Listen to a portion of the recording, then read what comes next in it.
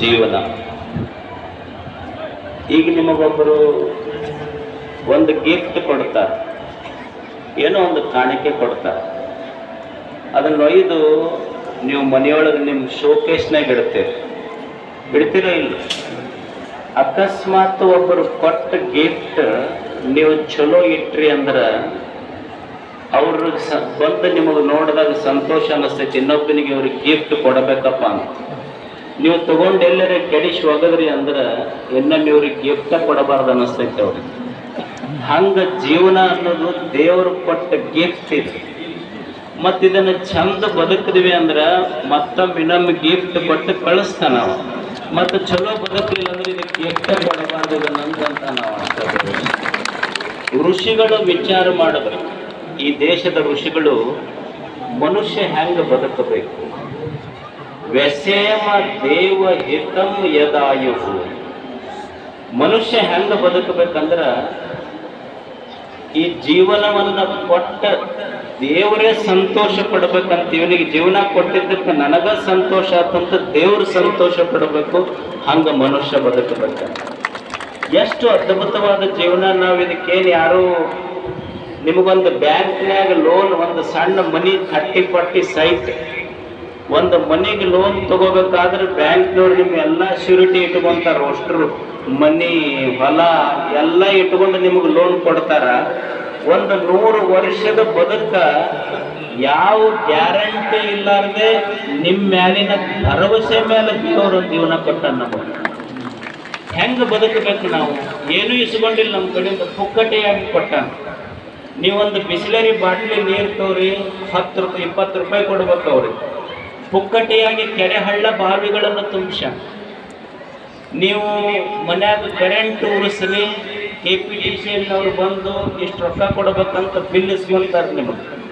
ಆದರೆ ದೇವರು ಸೂರ್ಯ ಚಂದ್ರರಂಥ ಆರದ ದೀಪಗಳನ್ನೇ ತೇಲಿ ಬಿಟ್ಟನ ಎಂದು ಬಿಲ್ ಕೇಳಿಲ್ಲವನ್ನ.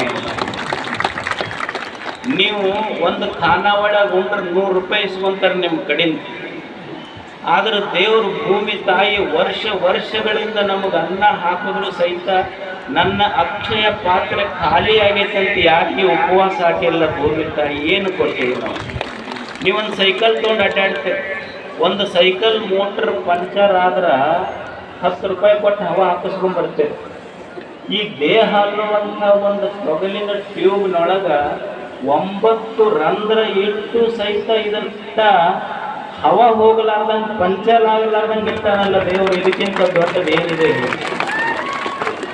ಮತ್ತು ಇಷ್ಟೇ ಅಲ್ಲ, ನಾವು ಹುಟ್ಟುವುದಕ್ಕಿಂತ ಮುಂಚೆನೆ ನಮ್ಮ ಸಲುವಾಗಿ ನಮ್ಮ ತಾಯಿಯದಾಗ ಹಾಲಿಟ್ಟು ನೀ ಬದುಕಂತ ಕಳಿಸಿದಾನಲ್ಲ, ಇನ್ನೂ ಏನು ನಮಗೆ ದೇವರು ಮಾಡಬೇಕು? ಇಷ್ಟೆಲ್ಲ ದೇವರು ಕರುಣಿಸಿದ. ಆದ್ರೆ ಮನುಷ್ಯ ಇಷ್ಟೆಲ್ಲ ಕೊಟ್ಟರು ಅಳಾದ ಮಾತ್ರ ಬಿಟ್ಟಿಲ್ಲ. ಏನು ಕೊಟ್ಟರು ಸಹಿತ ಅಳಾದ ಬಿಟ್ಟಿಲ್ಲ. ನೀವೊಂದು ಕೋಗಿಲೆ ಇರ್ತೈತೆ ಗಿಡದಾಗ, ಬರೇ ಚಿಗುರು ಬಂದ್ರೆ ಹಾಡ್ತೈತೆ.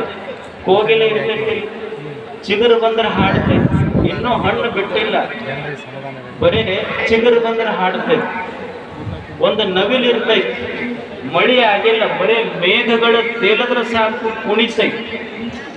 ಒಂದು ನವಿಲ ಬರೇ ಮಳೆ ಬಂದಿಲ್ಲ, ಮೇಘಗಳು ತೇಲಿದ್ರೆ ಕುಣಿತೈತಿ.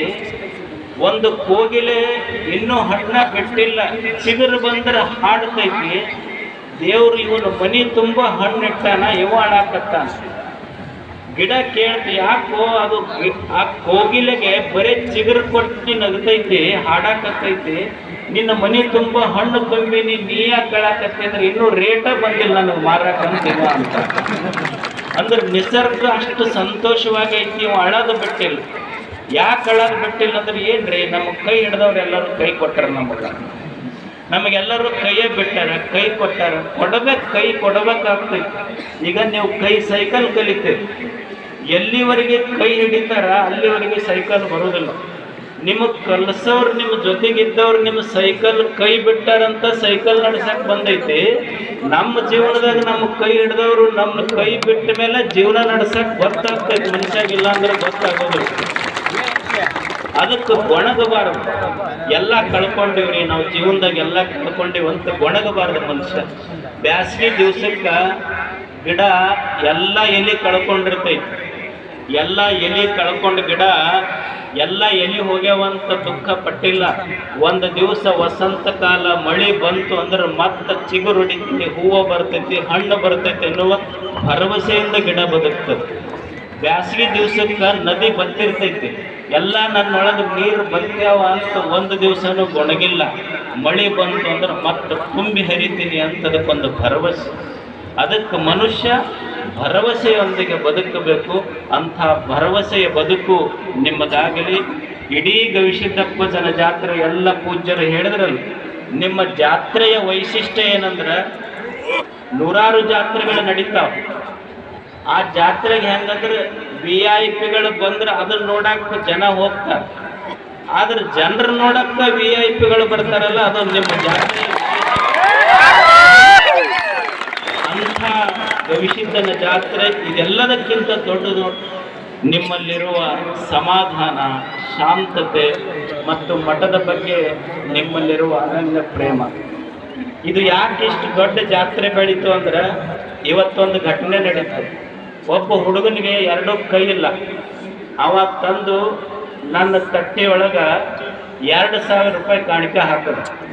ಅದನ್ನ ನೋಡಿ, ಇಲ್ಲ ನನ್ನ ಕಾಣಿಕೆ, ನಿನಗೆ 2 ಕೈ ಇಲ್ಲ, ನೀ ನನ್ನ ತಾಟಿನೊಳಗೆ ಕಾಣಿಕೆ ಹಾಕಕತ್ತಿಲ್ಲಪ್ಪ, ನನ್ನ ಮನಸ್ಸಿಗೆ ಸಮಾಧಾನ ಆಗೋದಿಲ್ಲ ಅಂತ ಹೊಳ್ಳಿ ಅವನು ಬಕ್ಕಣದಾಗ ಇಟ್ರ ಅವ ಮಂದಿ ಕೈಲೆ ತೆಗಿಸಿ ಮತ್ತೆ ಹೊಳ್ಳಿ ಹಾಕಿ ವರ್ಷನ ಅಜ್ಜಿಗೆ ಇದನ್ನು ಕೊಡಲೇಬೇಕು, ನನಗೆ ಕೊಡ್ಲಿಲ್ಲ ಅಂದ್ರೆ ಸಮಾಧಾನ ಆಗಲ್ಲ ಅಂತ ನನಗೆ ಜಬರ್ಸಿ ಮತ್ತೆ ದಾಸೋಹ ಕಾಣಿಕ ಕೊಟ್ಟು.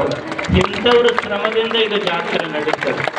ಇಂಥ ನೂರಾರು ಜನ, ಯಾರು ಕಟ್ಟಿಗೆ ಹೊಡೆದವ್ರಿಗೆ ಗೊತ್ತಿಲ್ಲ, ರೊಟ್ಟಿ ಮಾಡಿದವ್ರಿಗೆ ಗೊತ್ತಿಲ್ಲ, ಕರ್ಚಿಕಾಯಿ ಹೋಳಿಗೆ ಮಾಡಿದವ್ರಿಗೆ ಗೊತ್ತಿಲ್ಲ, ಜಿಲೇಬಿ ಮಾಡಿದವ್ರಿಗೆ ಗೊತ್ತಿಲ್ಲ, ತಿಂದವ್ರಂತೂ ಮೊದಲ ಗೊತ್ತಿಲ್ಲ.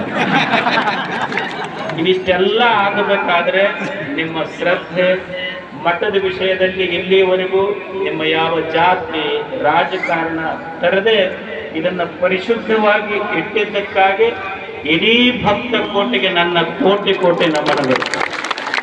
ಸದಾ ಸದಾ ಇದು ಹೀಗೆ ನಡೀಲಿ. ಮತ್ತು ದಯವಿಟ್ಟು ಲಕ್ಷಾಂತರ ಜನ ಸೇರಿರಿ. ಹೋಗುವಾಗ ಸಮಾಧಾನದಿಂದ ಹೋಗ್ರಿ, ಸಾವಕಾಶವಾಗಿ ಹೋಗ್ರಿ.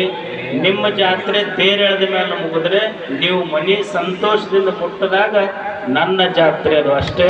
ನೀವು ಸಮಾಧಾನದಿಂದ ಯಾರು ದಬ್ಬಬೇಡ್ರಿ, ಸಮಾಧಾನದಿಂದ ಹೋಗ್ರಿ, ಆರಾಮ್ ಪ್ರಸಾದಕ್ಕೆ ಬರ್ರಿ. ಅಲ್ಲಿ ಮೇಲೆ ಕಾರ್ಯಕ್ರಮ ನಡೀತದೆ.